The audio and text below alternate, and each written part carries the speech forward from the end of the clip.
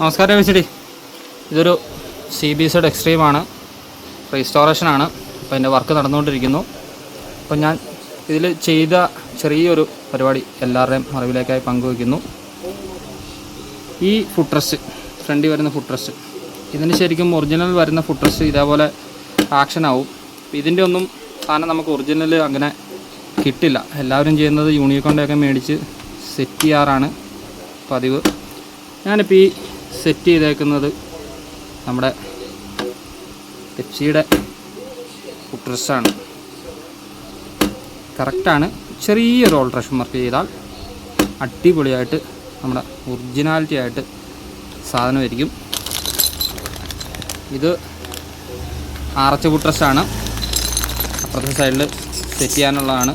ഇതിൻ്റെ പിന്ന്, spring, screws കാര്യങ്ങളെല്ലാം സെറ്റപ്പാടെയാണ് വരുന്നത്. 254 രൂപയെ LHനും വിലയുള്ളൂ. അതിൽ ചെയ്യേണ്ട ഒരു ചെറിയ ഓൾട്രേഷൻ വർക്കെന്ന് വെച്ച് കഴിഞ്ഞാൽ, ഈ ഒരു ഫുഡ് റെസ്റ്റിൻ്റെ ഈ ഒരു സ്റ്റോപ്പർ ഉണ്ടത് ഇവിടെ, ഈ എഡ്ജ് ഇച്ചിരി പൊന്തി നിൽക്കുന്നതുണ്ടോ, ഇത് കറക്റ്റ് ഫൈനായിട്ട് ഈ ഒരു ലെവലിൽ ഇതിങ്ങനെ കട്ട് ചെയ്ത് കളഞ്ഞ് സ്ട്രെയിറ്റ് ആക്കണം. അതുപോലെ തന്നെ ഈ ഒരു കർവ് അത് കുറച്ചും കൂടി ഒന്ന് കട്ട് ചെയ്ത് ഗ്രൈൻഡ് ചെയ്ത് കഴിഞ്ഞാൽ കറക്റ്റ് സൂട്ടാണ്.